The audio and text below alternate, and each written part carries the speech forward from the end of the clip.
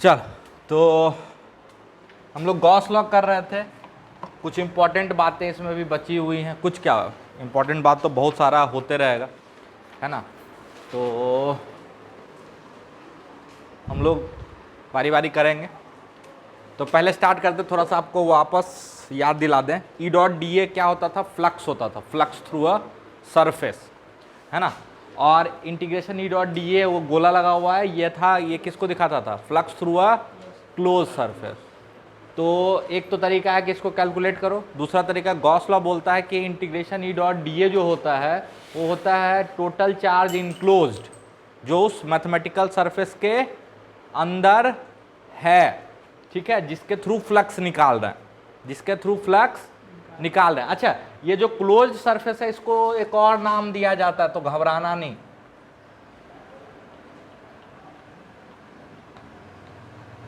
Gaussian surface भी बोलते हैं इसको, ठीक है। अच्छा, this surface need not to be physical, physically exist करने की जरूरत नहीं है, मैथमेटिकल सरफेस है। अब आप बोलोगे सर मैथमेटिकल सरफेस क्या है? तो जैसे y equal to m x plus c क्या होता है? Straight line. तो ये फिजिकल स्ट्रेट लाइन है ना, ये क्या है? Physical straight line. और हम ये लिखते हैं y equal to m x plus c, तो ये मैथमेटिकल स्ट्रेट लाइन है। समझ में आया? ये डिफरेंस बच्चे पूछते हैं कई बार, तो हम आपको पहले ही बता दिए कि ये क्या था, फिजिकल स्ट्रेट लाइन। वैसे फिजिकल स्फेयर भी हो सकता है, जैसे फुटबॉल, है ना। और x square plus y square plus z square equal to r square, ये मैथमेटिकल स्फेयर है ना। स्फेयर का इक्वेशन होता है, चलो आपको नहीं पता, बता दी। तो ये गॉस लॉ क्या बोलता है? Net flux through this close surface, net flux. Incoming flux कैसा होता है? निगेटिव होता है। और आउटगोइंग फ्लक्स कैसा आया था? पॉजिटिव। उस दिन बता दिए थे सब। Net flux through a close surface equal to total charge enclosed, charge जो इनक्लोज होगा विथ साइन पुट करने का, प्रॉपर साइन के साथ, पॉजिटिव है तो पॉजिटिव, निगेटिव है तो निगेटिव, तो sigma Q in upon epsilon not. अच्छा, यहां पे ई जो है, ई, यहां पे ये भी एक इंपॉर्टेंट चीज बताए थे, ये बोथ इलेक्ट्रोस्टैटिक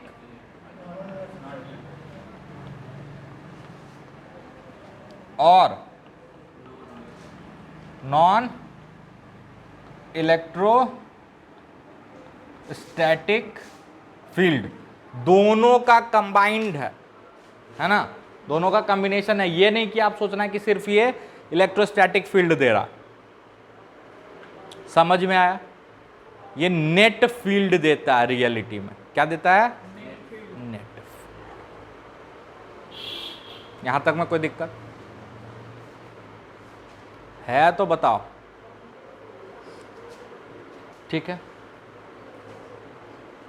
अब देखो, मान लो थोड़ा बहुत अगर आपको याद होगा तो 2q चार्ज है और q चार्ज है, तो इसका फील्ड लाइन कुछ याद है क्या? -q चार्ज जो था,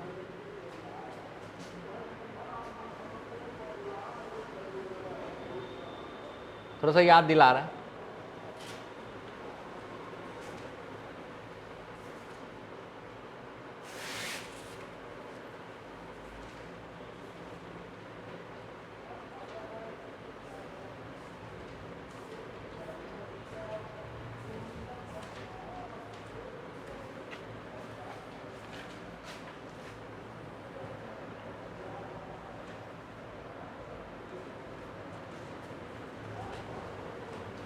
ये कुछ याद आ रहा?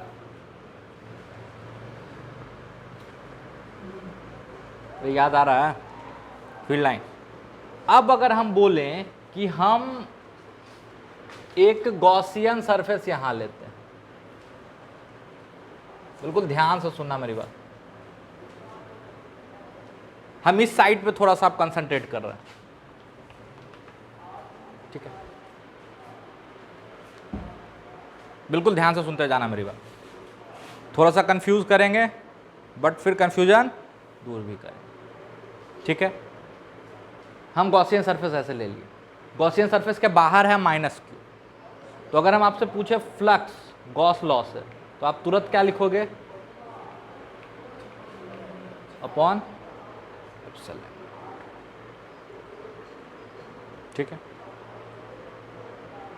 अगर हम आपसे पूछे कि चलो इसको कैलकुलेट करने के लिए कोशिश करते हैं, ई डॉट डी, ठीक है, ई डॉट डी, तो क्या करेंगे, हर जगह इलेक्ट्रिक फील्ड लिखेंगे और वहां के एरिया वेक्टर से मल्टीप्लाई करेंगे और वहां के डीए वेक्टर से मल्टीप्लाई करेंगे। अच्छा ये बताओ, यहां पर जब हम डीए वेक्टर देखेंगे यहां पे, तो डीए वेक्टर तो ऐसे होगा, रेडियली आउटवर्ड। बिल्कुल ध्यान से सुनना, बिल्कुल ध्यान से सुनना, यहां पे इलेक्ट्रिक फील्ड कौन सा लिखोगे, इसके वजह से कि इसके वजह से?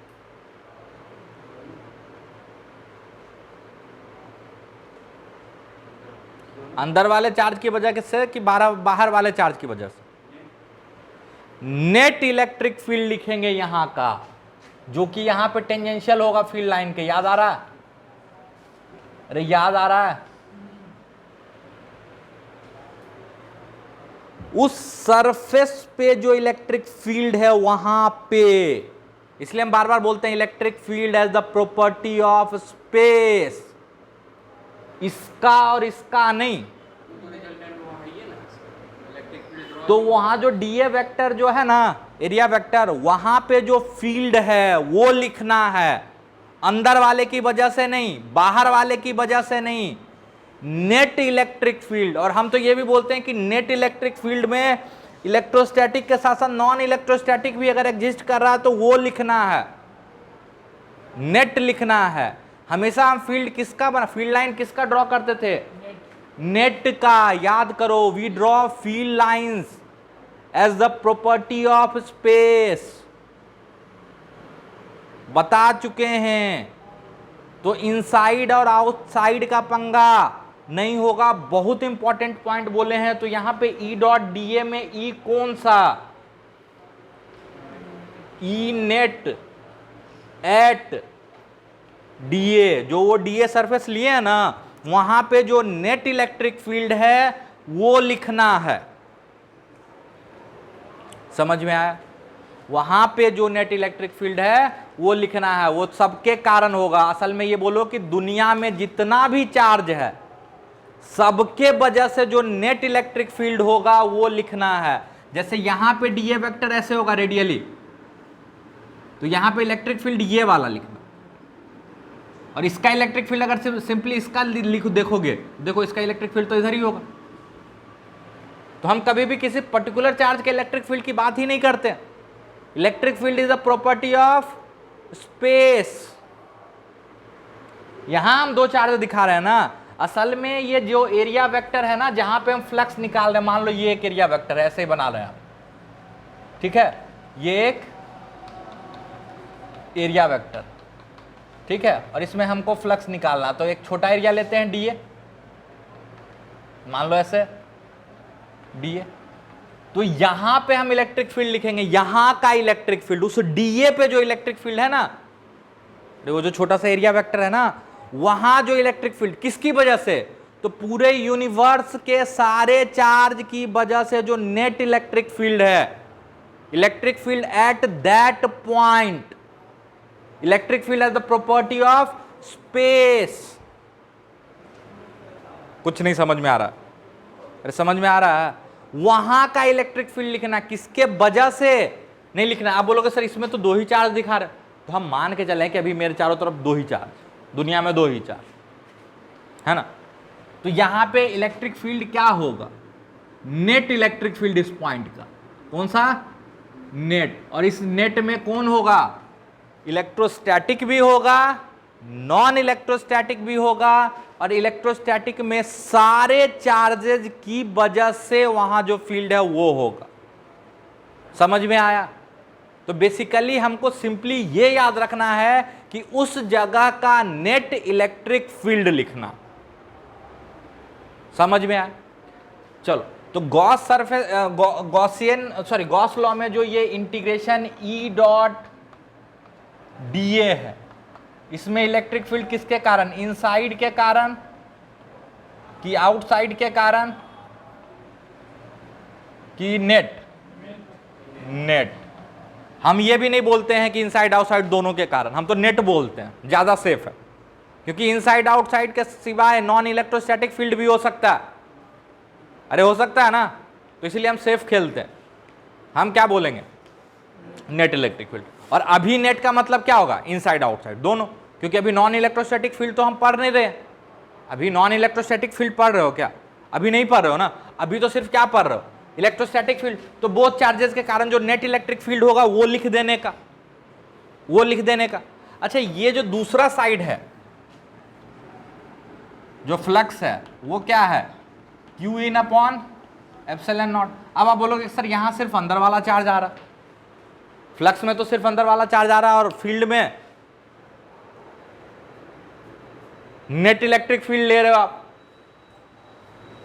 तो देखो अभी अगेन हम प्रूफ नहीं कर रहे हैं, थोड़ा सा एक्सप्लेन करने की कोशिश कर रहे हैं। उस दिन आपको याद होगा पिछले क्लास में हम ये दिखाए थे कि जो चार्ज अंदर है उसी का फ्लक्स काउंट हो रहा फील्ड लाइन फैराडे से, जो बाहर था उसका जितना फील्ड लाइन इंटर कर रहा था उतना ही फील्ड लाइन बाहर चला जाता था। तो total number of field line, जो total number of field line entering the surface कितना था? 0।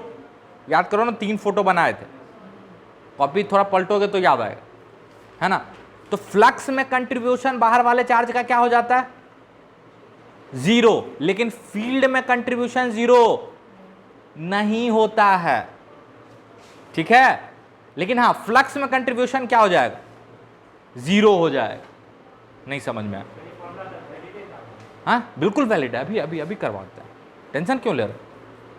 सब है, वही तो समझा रहे हैं, थोड़ा सा एक्सप्लेन कर रहे थे, डीप में डिटेल में कोई नहीं जाता, हम ही आपको परेशान कर रहे हैं जान जान के, है ना। नहीं तो सीधा रटवा देते, ई नेट डी ए बराबर फ्लक्स, काम खत्म, क्वेश्चन शुरू कर देते, है ना। तो पहले हम क्या बताए हैं कि इलेक्ट्रिक फील्ड लिखना है तो किसके कारण? तो भाई नेट इलेक्ट्रिक फील्ड लिखना, electric field as the property of space, ठीक है। अच्छा सर फिर क्यू इन ही क्यों आता है, बाहर वाला क्यों नहीं आता फ्लक्स में? तो क्योंकि फ्लक्स में उसका कंट्रीब्यूशन 0 हो जाता है। सर फिर फील्ड में क्यों आता है? ठीक है, अभी करेंगे। यहां तक की बातों को लिखो और सारे डाउट को लिखो कि फील्ड में तो नेट फील्ड लिख रहे होते हैं और फ्लक्स में सिर्फ किसके कारण, किसका कंट्रीब्यूशन आ रहा? अंदर वाले चार्ज का, है ना, है कि नहीं। तो थोड़ा सा उसको मैथमेटिकली देखने की कोशिश करेंगे। लिखो जल्दी से यहां पर।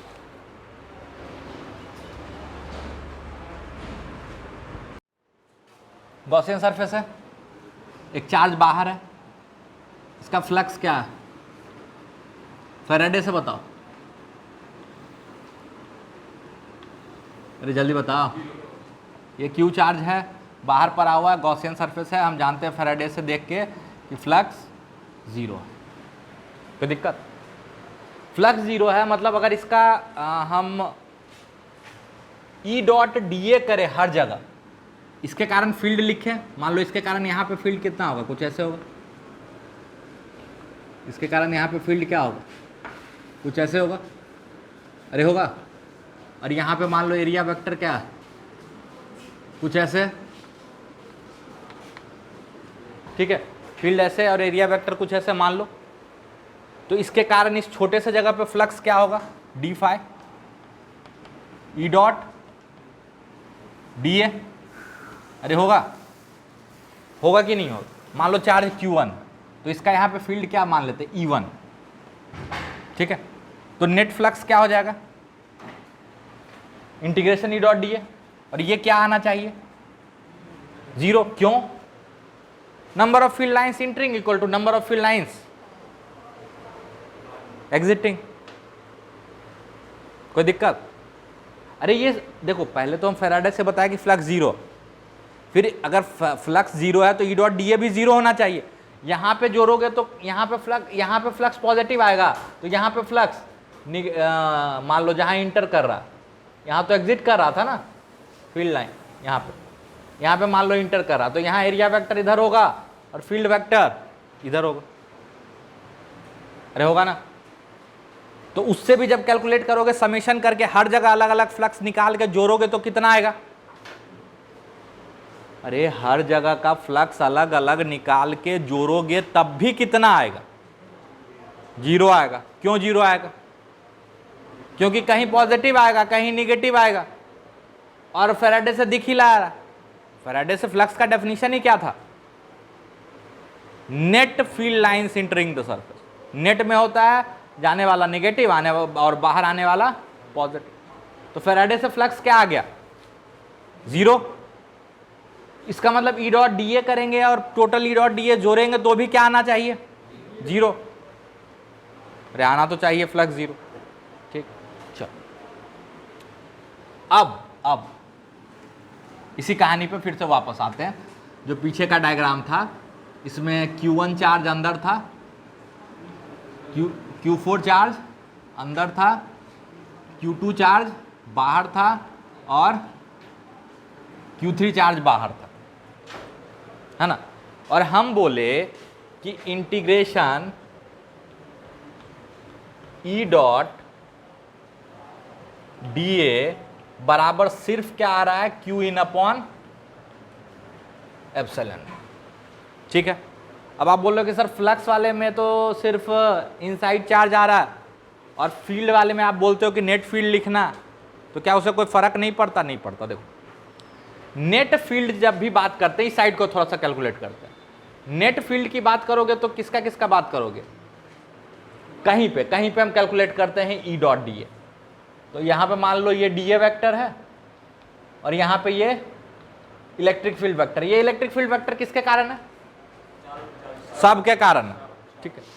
तो हम इसको ई को क्या लिख सकते हैं? ई को लिख सकते हैं E1, इसके कारण electric field principle of superposition से, प्लस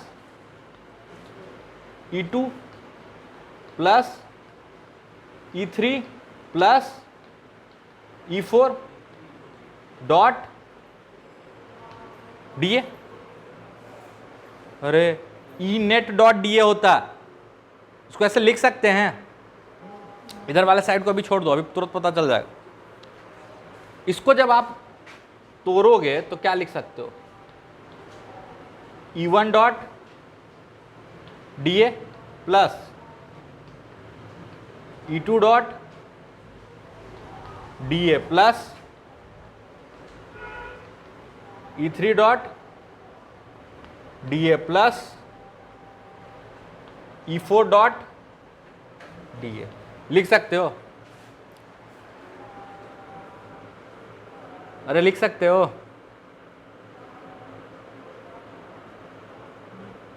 सोच के बताना। अगर उस डायग्राम को देखो जो लाइन के उस साइड है और उससे सोचो तो E2 डॉट डी ए और E3 dot d a zero आ जा रहा है।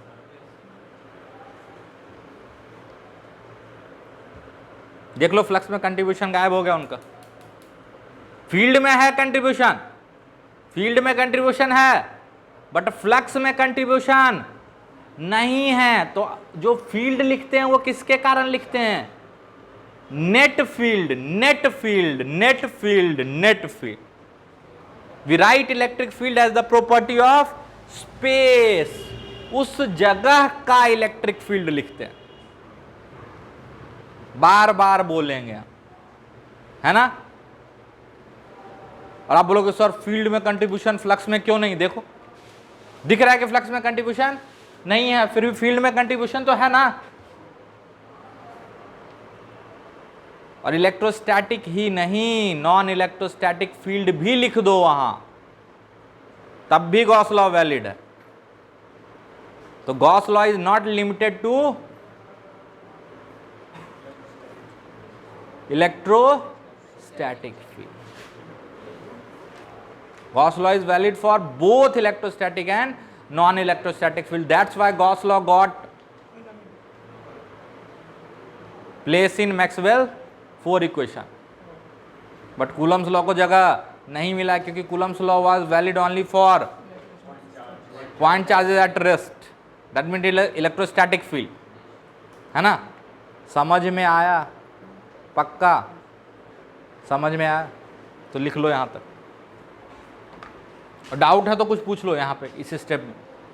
यहाँ पहले आपको प्रूफ करके दिखा दिया कि बाहर वाले चार्ज का फ्लक्स जब टोटल फ्लक्स जोड़ोगे e dot d a, e dot d a, e dot d a करके जो मैथमेटिकल तरीका, तो कितना आ रहा? 0, तो यहाँ भी तो 0 ही आएगा, तो उसका फ्लक्स में कोई कंट्रीब्यूशन नहीं है, बट फील्ड में तो कंट्रीब्यूशन है भाई। फील्ड तो प्रॉपर्टी ऑफ स्पेस है ना, रोज बोलते आ रहे हैं। We write electric field as the property of space. Field lines में भी we draw field lines as the property of space. कुछ नहीं याद आ रहा, खोलो दूसरा तीसरा पॉइंट मिल जाए। नहीं, दूसरा पॉइंट तो ये था डेंसिटी वाला, तीसरा पॉइंट शायद मिलेगा। यहां तक में किसी को कोई दिक्कत कि चौथा पॉइंट था? तीसरा पॉइंट।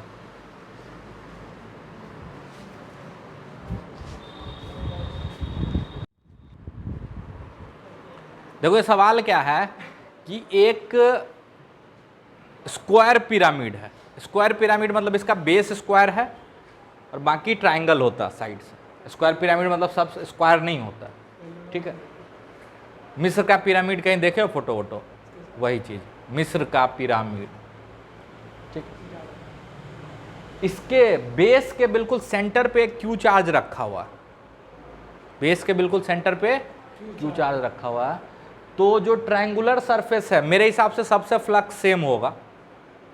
आपको नहीं समझ में आ रहा है तो इस ट्रायंगुलर फेस से फ्लक्स बता दो। ये जो ट्रायंगुलर फेस है ना, ये, इससे आपको क्या बताना है?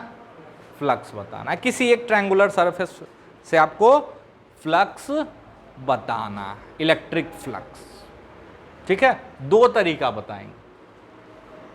एक तरीका जिसमें मर जाओगे लेकिन आंसर नहीं आएगा शायद आपसे, ठीक है। और एक दूसरा तरीका, ऐसे लिखेंगे आंसर। तो यहां पे आपको समझ में आएगा कि कब गॉस यूज करना और कब फैराडे यूज करना। दोनों इंपॉर्टेंट है ना। कोई फैराडे वाला मेथड पे ज्यादा जोर ही नहीं देता, ठीक है। बस गॉस लॉ बता दिया, आगे चलता चला गया। बट आपको दोनों अच्छे से आना चाहिए। कई बार गॉस आपका हेल्प कर देगा, कई बार फैराडे हेल्प कर देगा, और कई बार दोनों का हाइब्रिड हेल्प कर देगा। यहां पे हम दोनों के हाइब्रिड का हेल्प लेने वाले, ठीक है। तो शुरू हो जाओ, 2 मिनट का टाइम।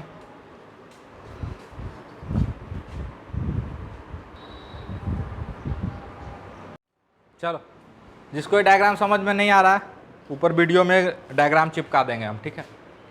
देख के खुश हो लेना कि पिरामिड किसको बोलते हैं। हमको तो दिख गया कि पिरामिड दिख रहा है, क्योंकि हम कैमरा से भी देखे तो वहाँ से भी पिरामिड दिख रहा, ठीक है। चल, अब पहले हम बताते हैं कि गॉस से जाने की कोशिश करते हैं। तो गॉस का मेथड बोलता है कि टोटल फ्लक्स जो होता है वो होता है ई डॉट डी ए। अगर क्लोज सरफेस से कर रहे हैं और सिंपली एक सरफेस से कर रहे हैं तो ई डॉट डी ए, याद है। अब क्या करना होगा, यहां से इस सरफेस पे एक एरिया वेक्टर लेना होगा पहले तो, छोटा सा। मान लो हम इसी से फ्लक्स निकाल रहे हैं, ये जो ये पूरा लाइन वाला सरफेस है ना, ये हटा देते हैं। तो पहले तो क्या करोगे आप, यहां से इस क्यू के कारण यहां पे क्या लिखोगे? फील्ड। उसके लिए यहां से इस सरफेस पे जिस पॉइंट पे जा रहे हैं वहां का दूरी भी पता होना चाहिए। अच्छा, यहां पे एलिमेंट कैसे लोगे? तो बोलोगे सर बेस के पैरेलल ले लेंगे, ठीक है। तो ये एरिया वेक्टर लो। अच्छा, यहां पे ऐसा एलिमेंट नहीं ले सकते हो, क्यों? क्योंकि इस एलिमेंट पे जैसे ये क्यू है ना, तो ये सामने में ऐसे ट्रायंगुलर शेप है, तो इस यहां पे फील्ड अलग होगा और यहां फील्ड अलग होगा, क्योंकि दूरी अलग हो जाएगा। इस स्ट्रिप पे इस क्यू से दूरी अलग अलग होगा। अरे होगा। तो ये स्ट्रिप लेना भी खतरनाक, ठीक है। तो ई डॉट डी ए से अगर गए तो मरे, ई डॉट डी ए से गए तो मरे। तो आप बोलोगे सर ऐसे ले लेते हैं स्ट्रिप, ऐसे, तो भी देखो इस क्यू का फील्ड जैसे जैसे ऊपर जाएगा तो दूरी बढ़ता जाएगा, जैसे जैसे नीचे आएगा यहाँ वैसे वैसे दूरी घटता चला जाएगा। एक तो हर जगह का दूरी लिखना बहुत मुश्किल, दूरी नहीं लिखोगे तो फील्ड कैसे लिखोगे? फिर एरिया वेक्टर लेना मुश्किल, अरे है ना। अब हम यहाँ पे यूज करेंगे फैराडे और गॉस, दोनों कंबाइंडली, ठीक है। अच्छा, गॉस लॉ यूज करने के लिए तो सरफेस कैसा होना चाहिए? क्लोज्ड। बिल्कुल ध्यान से देखो, ठीक है। गॉस लॉ यूज करने के लिए सरफेस कैसा होना चाहिए? क्लोज्ड। तो हम क्या करेंगे, जैसा पिरामिड ऊपर है वैसा ही एक पिरामिड इमेजिनरी है, क्योंकि रियल फिजिकल सरफेस होने की तो जरूरत है नहीं, ठीक है। यहां बना लेते हैं, कोशिश करते हैं कि बन जाए हमसे।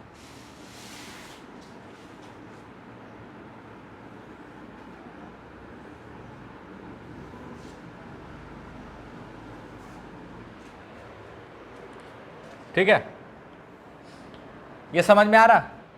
जैसा पिरामिड ऊपर था एक वैसा ही पिरामिड नीचे से चिपका दिए। कोई दिक्कत? बोलो सर ऐसा करने से क्या फायदा हुआ? ऐसा करने से यह फायदा हुआ कि क्यू अब हर सरफेस के लिए, ये स्क्वायर सरफेस नहीं, हर बाहर वाले ट्रायंगुलर सरफेस के लिए सिमेट्रिकली प्लेस्ड है। इस क्यू के लिए जैसा ये ट्रायंगुलर सरफेस वैसा ही ये ट्रायंगुलर सरफेस, वैसा ही ये ट्रायंगुलर सरफेस, वैसा ही ये ट्रायंगुलर सरफेस, वैसा ही ये और वैसा ही ये। क्या ये चीज फील कर पा रहे हो?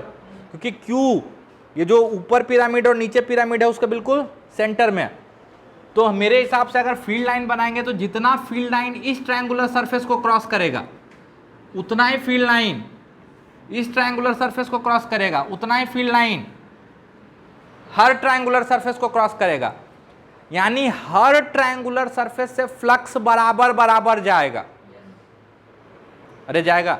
अच्छा, हमको तो किसी एक से निकालना है फ्लक्स, तो मान लेते हैं किसी एक से जाने वाला फ्लक्स फाई डैश है।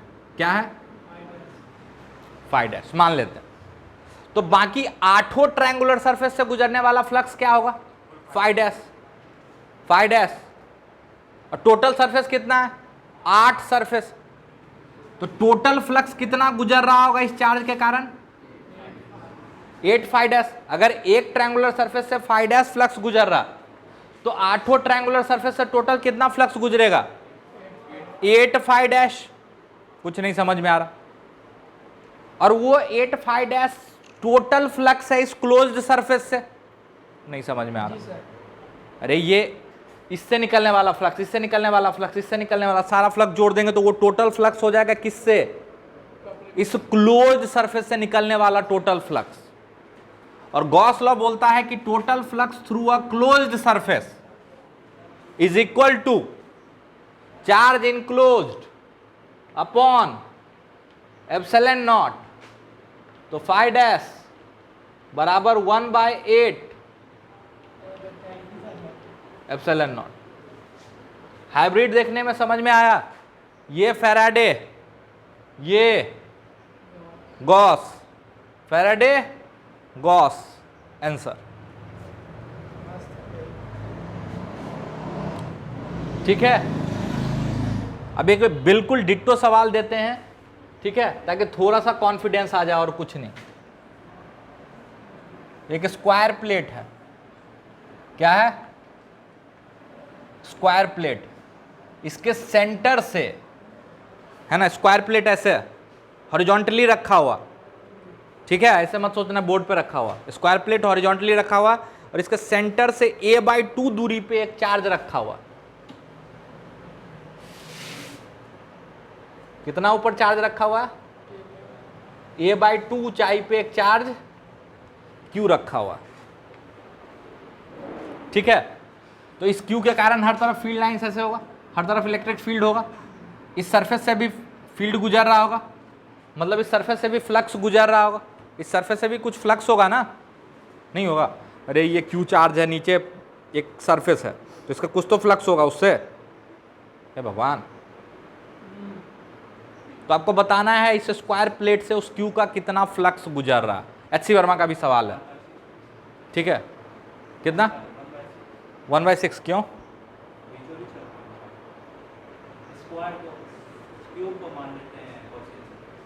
ठीक, बाकी को बनाने दो। बनाओ बनाओ बनाओ। देखो अगेन, अगर यहां गॉस से जाने की कोशिश करोगे तो बहुत तकलीफ होगी। पहले तो ये बताओ, यहां का दूरी लिखना पड़ेगा हर जगह और वहां का एरिया वेक्टर लिखना पड़ेगा। दूरी क्यों लिखोगे? तो फील्ड के लिए। और एरिया वेक्टर लिखोगे तब तो ई डॉट डी ए करोगे। अच्छा, ऊपर से एरिया वेक्टर और इसके बीच का एंगल भी हर जगह वेरी करेगा। ई डॉट डी ए में एंगल भी आता है, तो एरिया वेक्टर और इसके बीच का एंगल भी वेरी करेगा हर जगह। तो तकलीफ कितना होने वाला सोच लो। बट मेरे दिमाग में एक चीज आया कि अगर हम इसको क्लोज्ड कर दें, क्लोज्ड कैसे करें, तो एक स्क्वायर प्लेट है ना, ऐसा ही 5 और स्क्वायर प्लेट ऐसे लगा दो, ठीक है। तो ये बन जाएगा एक क्यूब जिसका साइड हो जाएगा ए। नहीं समझ में आया? अरे 5 स्क्वायर प्लेट और लगा दिए, क्योंकि गॉस लॉ लगाने के लिए हमको सरफेस कैसा चाहिए? क्लोज्ड। गॉस लॉ लगाने के लिए सरफेस कैसा चाहिए? क्लोज्ड। लगा दिए, ठीक है, कोई दिक्कत? अच्छा, अगर इस हिसाब से इसको सोचो तो ये बिल्कुल बीचों बीच में प्लेस्ड हो जाएगा, क्योंकि ये a/2 दूरी पे है और ये हाइट a/a है, तो ये कहां पे प्लेस्ड हो जाएगा? a/2 पे।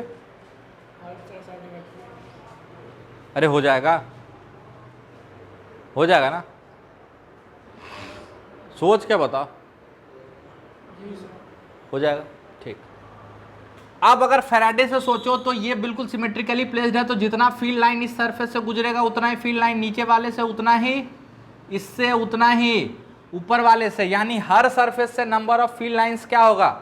सेम। तो हर सरफेस से फ्लक्स क्या होगा? सेम। यानी एक सरफेस से फ्लक्स अगर फाई डैश मान ले तो टोटल 6 सरफेस से टोटल फ्लक्स 6 फाई डैश आएगा फैराडे से। और गॉस बोलता है कि total flux through a close surface equal to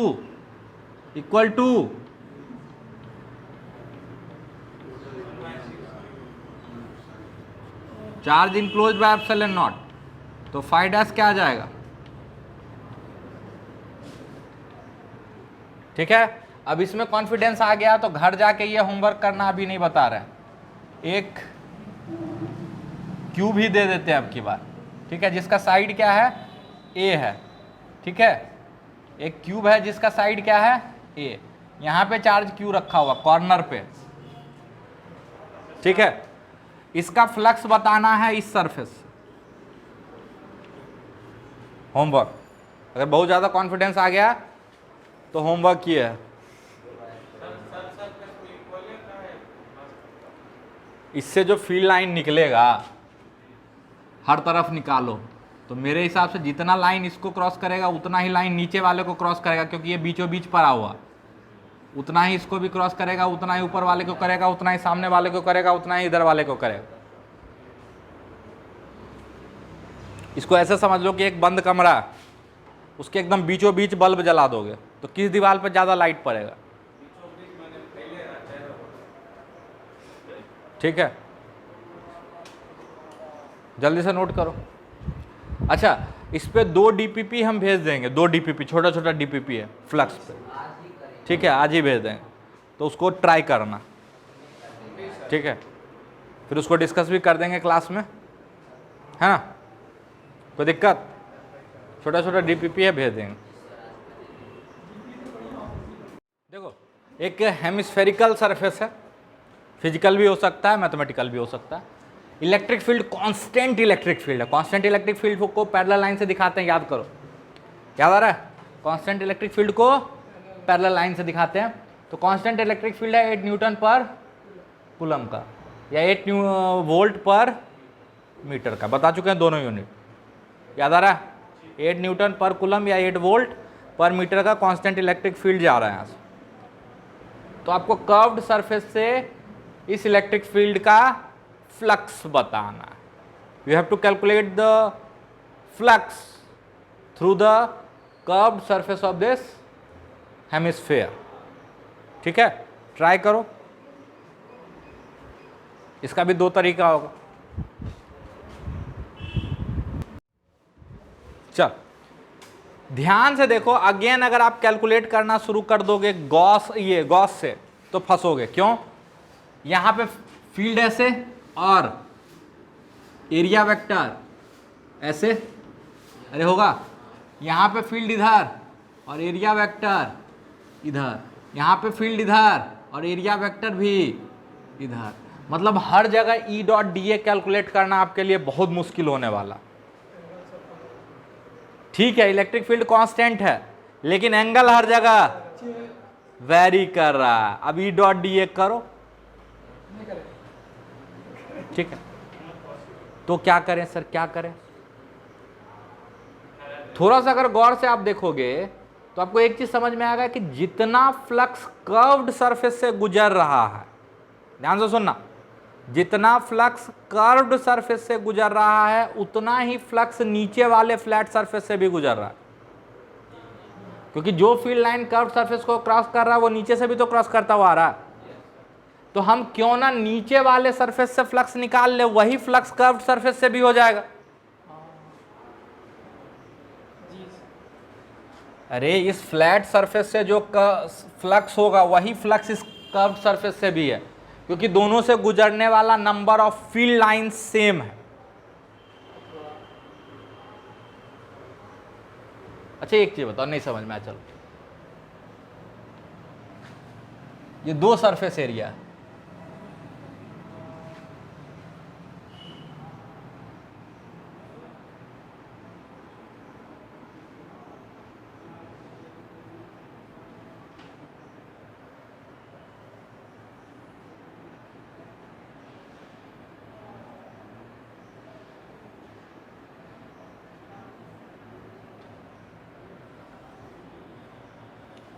और ये फील्ड लाइन, किससे ज्यादा फ्लक्स गुजर रहा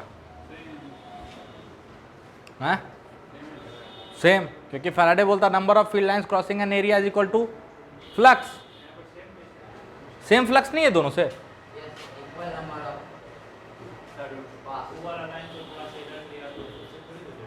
क्या ये बिल्कुल यहाँ टच करता हुआ जा रहा, जो इसको टच करता हुआ जा रहा है वो यहाँ जस्ट टच करता हुआ जा रहा, और जो यहाँ टच करता हुआ जा रहा है वही यहाँ टच करता हुआ जा रहा। तो number of field lines crossing both the areas are same, so flux is same for both the areas. मान लो अगर n फील्ड लाइन इसको क्रॉस किया तो n फील्ड लाइन इसको भी क्रॉस किया, तो flux not equal to, flux is represented by n। तो सेम यहाँ पे कि दोनों से फ्लक्स क्या हो जाएगा, ये तो पता है कि इक्वल होगा। अच्छा, लेकिन फैराडे ये नहीं बता सकता कि कितना वैल्यू होगा, तो उसके लिए क्या यूज कर लेंगे? गॉस बाबा आएंगे पिक्चर में, है ना। तो गॉस से देखो नीचे वाले सरफेस से फ्लक्स निकालना बहुत आसान है। नीचे वाला सरफेस ऐसे है, ध्यान से देखना, यहां पे जिधर इलेक्ट्रिक फील्ड वेक्टर उधर ही एरिया वेक्टर, जहां इलेक्ट्रिक फील्ड वेक्टर उधर ही एरिया वेक्टर। अरे इसका एरिया वेक्टर ऐसे ही होगा ना। अरे इस ढक्कन को अलग से सोच रहे हैं, ये मत सोचना कि अच्छा सर क्लोज सरफेस का तो एरिया वेक्टर नीचे होता, हम इस ढक्कन से अलग से निकाल रहे हैं फ्लक्स। अरे है ना, तो जिधर इलेक्ट्रिक फील्ड वेक्टर उधर ही एरिया वेक्टर, तो फ्लक्स निकालोगे तो क्या लिखोगे? फ्लक्स बराबर E डॉट डी ए। तो इलेक्ट्रिक फील्ड इसको ऐसे लिखोगे, E का मैग्नीट्यूड, dA का मैग्नीट्यूड और cos 0। अरे होगा ना, इलेक्ट्रिक फील्ड का मैग्नीट्यूड कांस्टेंट है तो उसको तो बाहर भी लिख सकते हो 8, और dA का इंटीग्रेशन क्या हो जाएगा? A। अरे हो जाएगा ना, और इसका एरिया क्या हो जाएगा? 2 पाई r। तो कोई हमसे कहा ये भी नहीं पूछा कि इसका रेडियस क्या था। मान लो रेडियस r था, स्फीयर का रेडियस क्या था? r। तो ये हो जाएगा 8 इंटू 2 पाई r। अबे एरिया 2 पाई r कब से होने लगा? गधा है क्या? हमको भी 10वीं फेल करवा देगा ये लोग। बेस एरिया कितना है? पाई r स्क्वायर है ना, तो बस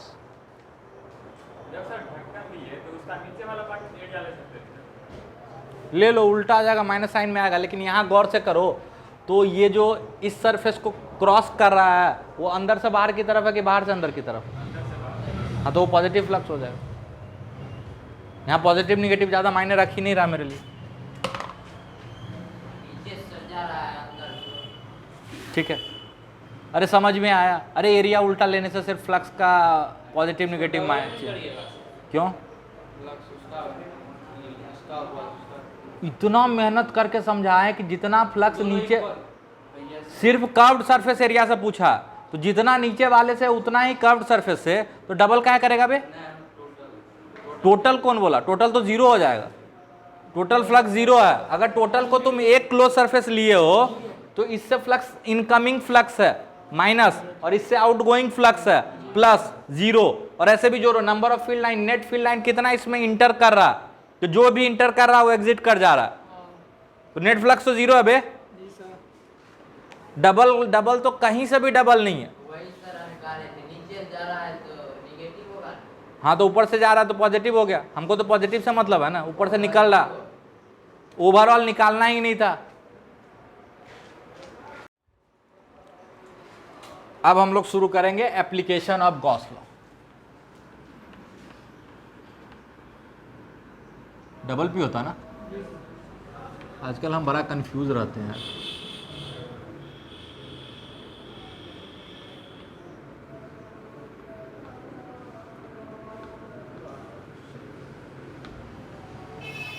ध्यान से सुनना, बहुत खतरनाक पार्ट होने वाला, ठीक है।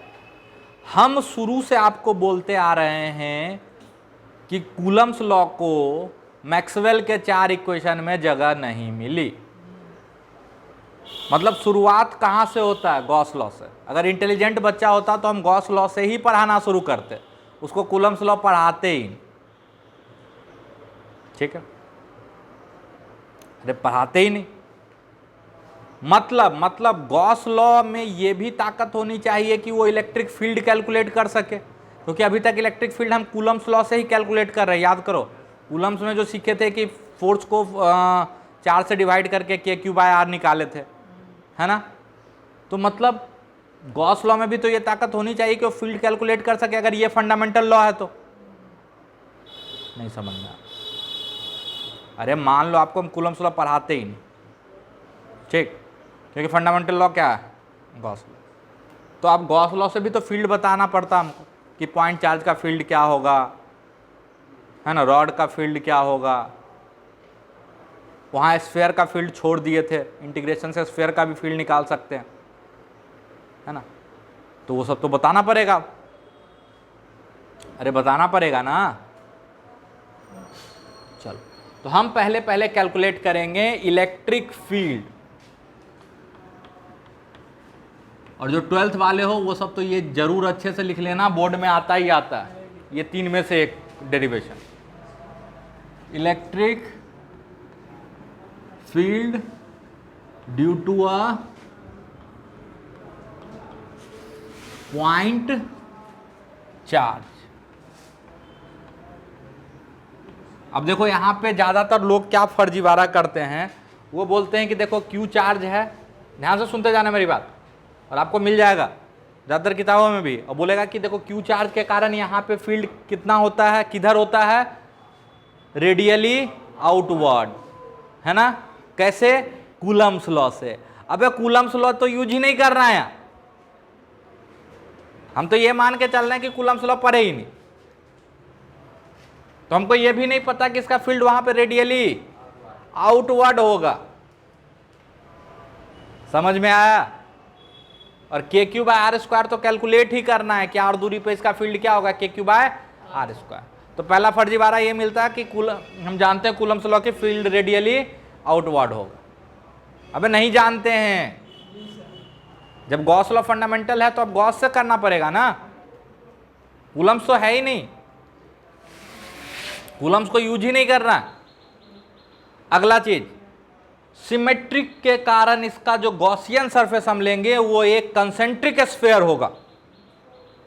ध्यान से सुनना, क्या बोलता है? सिमेट्री के कारण जो हम गॉसियन सरफेस लेंगे वो इस पॉइंट का कंसेंट्रिक स्फीयर होगा। क्यों लेंगे बे? सिलेंडर क्यों नहीं लेंगे?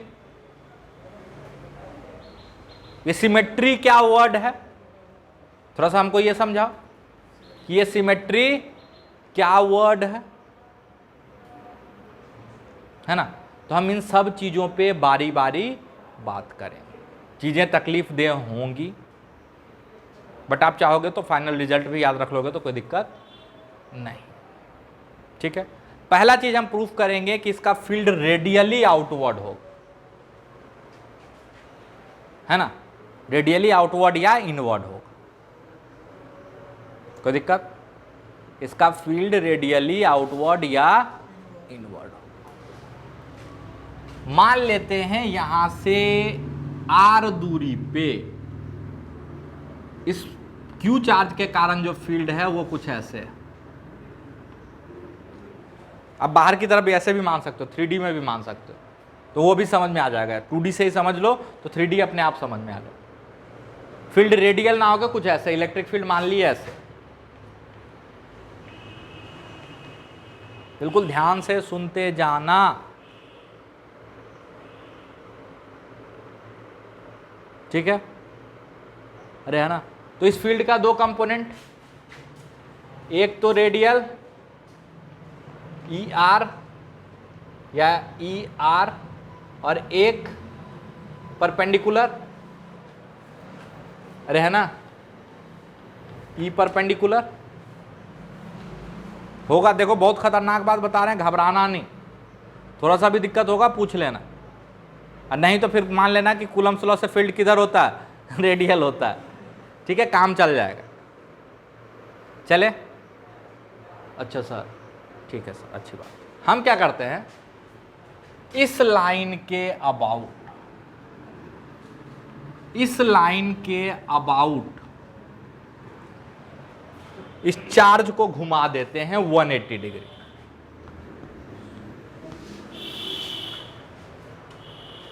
ठीक है, जैसे ही चार्ज को 180 डिग्री घुमाए इस लाइन के अबाउट, तो देखो क्या हो जाएगा, जो फील्ड ऊपर था वो नीचे आ जाएगा, अरे आ जाएगा ना,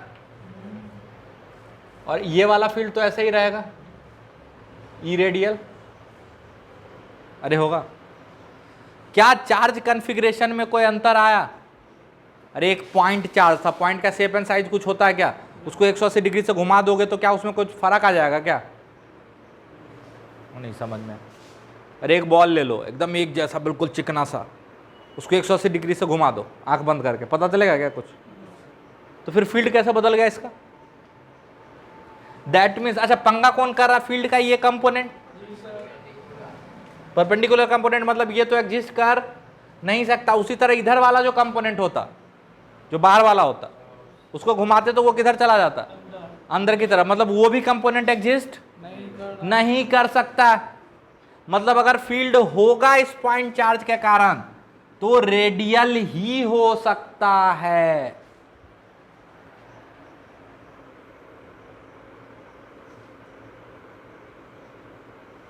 देख आयुष परेशान, समझ में आया? तकलीफ दे है।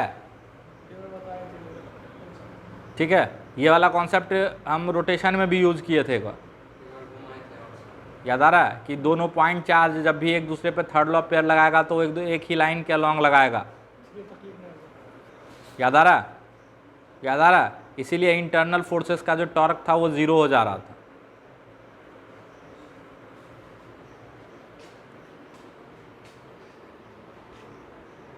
चलो एक चीज तो प्रूफ कर दी है कि पॉइंट चार्ज का फील्ड रेडियल होगा, मतलब एक पॉइंट चार्ज होगा तो यहाँ पे फील्ड इधर होगा, यहाँ पे फील्ड इधर होगा, यहाँ पे फील्ड इधर होगा, यहाँ पे फील्ड इधर होगा, यहाँ पे फील्ड इधर होगा, यहाँ पे फील्ड इधर होगा। अरे होगा, कूलम से नहीं लाए हैं, कूलम से नहीं लाए हैं। ठीक है, यहाँ पे कौन सा प्रॉपर्टी आया है पिक्चर में कि चार्ज स्केलर है, इसका कोई अपना डायरेक्शनल प्रेफरेंस नहीं होता है। याद करो, चार्ज स्केलर। ठीक है, हाँ बोल। इलेक्ट्रिक फील्ड जो लिए हैं वो आउटवर्ड लिए हैं, तो चार्ज को पॉजिटिव लिए हैं। अगर नेगेटिव चार्ज होता तब भी उधर लेते तब तो उल्टा ना आता डायरेक्शन। क्या होता है वो कैलकुलेशन में सीधा हो जाएगा अपने आप, उसके लिए तुम टेंशन मत। ठीक है ना, जब फ्लक्स निकालेंगे तो कैलकुलेशन में सीधा हो जाएगा, क्योंकि उसमें क्यू इन आता है, पॉजिटिव निगेटिव वहाँ से भी आएगा। तो टेंशन काहे ले रहा, कोई दिक्कत नहीं, सही बात है। इसका जवाब है कि सर बाहर की तरफ ही क्यों लिए, ठीक है आप अंदर लेके बना लो, आप अंदर लेके सॉल्व कर लो पूरा, वो अपने आप बाहर आ जाएगा।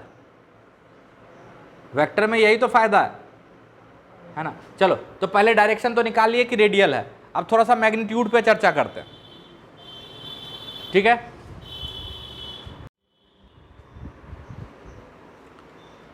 चल अगला फंडा, अगला फंडा,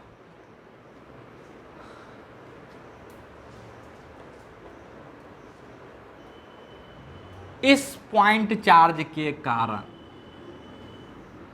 x दूरी पे कुछ फील्ड मान लेते हैं E1, क्या मान लेते हैं E1, और x दूरी यहां आके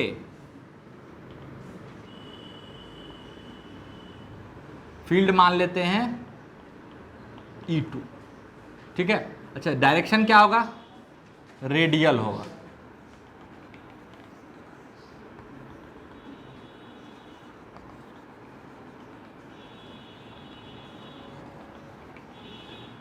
डायरेक्शन क्या होगा, रेडियल होगा, ठीक है। और हम आपको बोलते हैं कि E1 का मैग्नीट्यूड और E2 का मैग्नीट्यूड बराबर होगा।